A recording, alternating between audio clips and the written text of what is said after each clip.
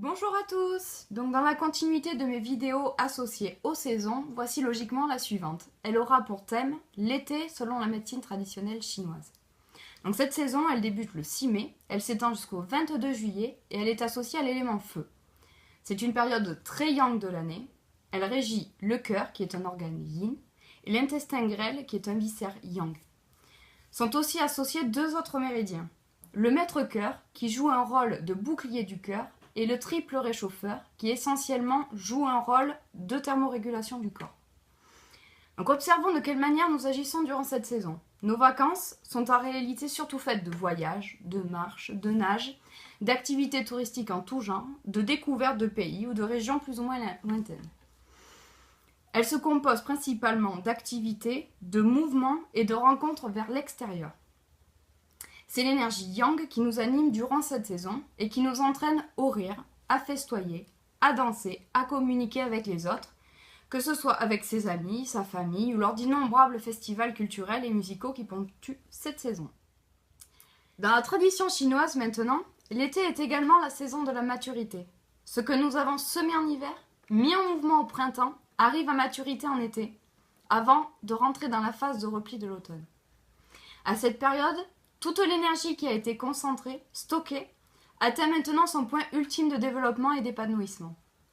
Le charme de l'été, ce n'est pas forcément la chaleur qui nous assomme, qui nous brûle parfois la peau, mais il réside plutôt dans le fait de savoir savourer dans une même journée cette chaleur, cette lumière et sa contradiction que sont l'eau, la rosée du matin par exemple, et la fraîcheur des nuits. Maintenant, nous allons aborder donc les deux organes qui sont associés à cette saison, donc le cœur et l'intestin grêle. Le cœur est souvent qualifié d'empereur dans les textes chinois, du fait de son importance dans le fonctionnement général de l'être humain.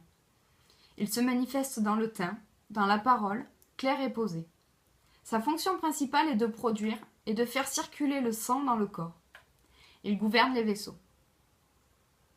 Son autre fonction est d'abriter le chêne. Alors, ce qu'on appelle le chêne, autrement dit, c'est l'esprit, c'est la conscience. Lorsque ce dernier est serein, l'endormissement est facile, le sommeil profond.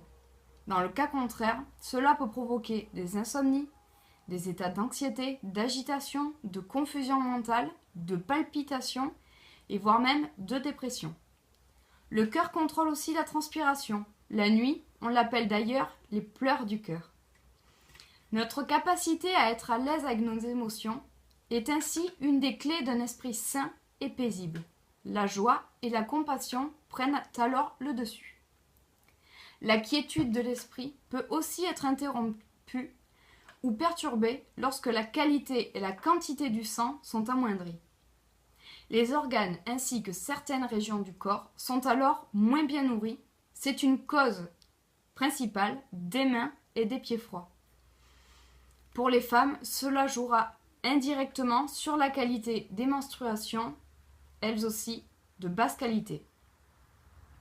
Selon la tradition chinoise, le sang provient du travail de la rate qui extrait l'énergie des aliments ingérés et qu'elle envoie directement au cœur. Donc maintenant, nous allons aborder les fonctions de l'intestin grêle. Donc lui, l'intestin grêle, il est chargé de trier le pur de l'impur. C'est son rôle au niveau digestif. Mais il accomplit le même travail sur le plan psychique. En soutenant nos capacités de discernement, il nous aide à faire le tri entre ce qui est bon pour nous et ne l'est pas. Donc maintenant, nous allons faire un point sur la diététique selon la médecine traditionnelle chinoise durant cette période estivale. L'été est assurément la saison idéale pour augmenter sa consommation de fruits et de légumes frais. Évitez le plus possible la saveur amère, qui est la saveur associée à cette saison. Il convient aussi de manger moins vite, dans le calme, afin de réduire l'excès d'énergie et de rafraîchir le corps. Je vais maintenant vous énumérer quelques aliments à favoriser durant cette période. Donc tout ce qui est poisson maigre, fruits de mer, volaille, riz, semoule, pâtes notamment, ainsi que tous les légumes, apportant de l'eau à notre organisme afin de compenser la déshydratation due à l'augmentation de la transpiration. Donc tout ce qui est tomates, courgettes, poivrons, aubergines, laitue, radis, asperges, haricots verts, maïs et j'en passe. De plus, évitez le plus possible les aliments de nature chaude ou bien favoriser des méthodes de cuisson respectant la vitalité des aliments. les aliments cuits al dente, la vapeur douce ou saisi rapidement au wok avec un peu d'huile d'olive. De même pour l'alcool, les piments, le tabac, le thé noir et bien sûr le café. Maintenant vous allez me détester, mais il convient aussi d'éviter toutes les boissons glacées. Mieux vaut boire à température ambiante et ne pas abuser des crèmes glacées, qui risquent, elles, de produire une attaque de froid dans l'abdomen et entraîner des troubles digestifs. Maintenant, comme lors de la première vidéo, je vais vous énoncer quelques points que vous pourrez utiliser en cas de besoin. Bon, maintenant, je vais vous expliquer un petit peu la trame de mon travail lorsqu'il y a des pathologies associées donc, au cœur et à l'intestin grêle. Donc, comme on l'a vu tout à l'heure, des symptômes associés au cœur, donc dépression, anxiété, insomnie, etc. J'aime bien travailler sur le hara en même temps. C'est associé, voilà, bien sûr, au point du méridien du cœur, de l'intestin grêle, puisque les deux sont toujours liés, l'organe et le viscère. Donc voilà, je vous le rappelle pour ceux qui n'ont pas vu la vidéo précédente. Donc le hara, c'est un centre important de nos émotions. Ce sont les Japonais qui ont le plus développé la conscience du hara, encore appelé aujourd'hui océan de l'énergie. Il est considéré donc comme le centre de la vie instinctive et intuitive, dont dépendent toutes nos fonctions, et psychologiques, mais aussi physiologiques. C'est notre deuxième cerveau. Donc voilà. Je chauffe un petit peu mes mains, je vais poser ma main sur le hara. Je vais demander à la personne de se lever doucement, voilà, reposer. Voilà, donc je vais rester quelques minutes, comme ça. Et très rapidement, on le ressent, la personne se détend presque instinctivement, presque instantanément. Voilà, donc je vais rester quelques minutes.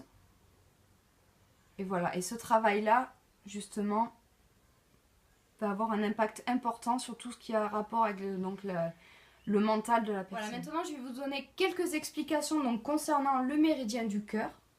Donc, je vais vous décrire le trajet et je vais vous donner 3 points à retenir, voilà, vraiment en cas de besoin. Donc, ce qu'il faut savoir déjà dans le méridien du cœur, c'est qu'il comporte 9 points qui ont tous une action spécifique. Donc voilà, au niveau du trajet, donc le premier point commence au niveau de l'aisselle, descend au niveau du coude. Ensuite, il rejoint le pli de flexion du poignet, puis l'intérieur de la main et se termine au bord interne de l'auriculaire. Voilà les 3 points à retenir. Donc il va y avoir le 3 cœurs qui est à cet endroit-là. Donc lui il se situe à l'extrémité interne du pli du coude. Il est le grand point du mental et de la dépression. Ensuite, il va y avoir le 7, cœur. Lui, il se trouve dans la gouttière cubitale, dans le pli de flexion du poignet. Il est le grand point du psychisme, il calme l'anxiété et lève les troubles de la mémoire. Et pour finir, il y a donc le 8 cœur.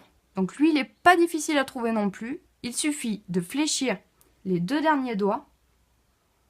Il est situé entre l'extrémité des 2 doigts, entre le 4e et le 5e métacarpien.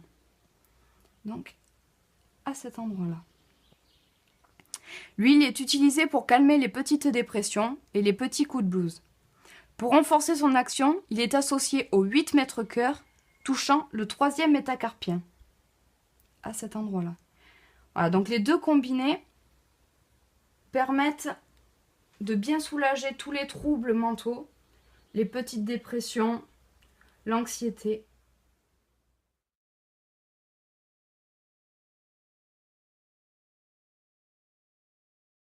Voilà, maintenant je vais vous donner quelques explications aussi concernant l'intestin grêle. Donc je vais pas vous montrer le trajet en entier parce qu'il est un peu plus compliqué que le cœur.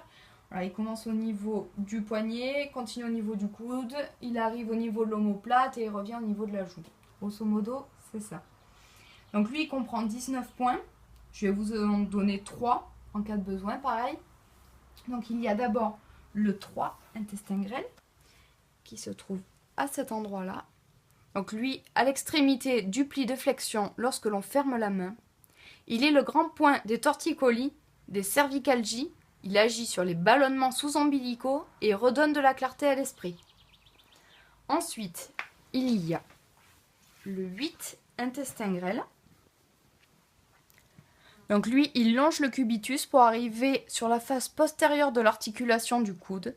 Il est le grand point de détente et il calme l'esprit et les problèmes nerveux. Et enfin, donc le 18 intestin grêle, qui lui est sur le bord inférieur de la mâchoire, au niveau de la pommette. Il est le point local important. Il agit sur les paralysies faciales, les tics, les sinusites ainsi que les douleurs dentaires.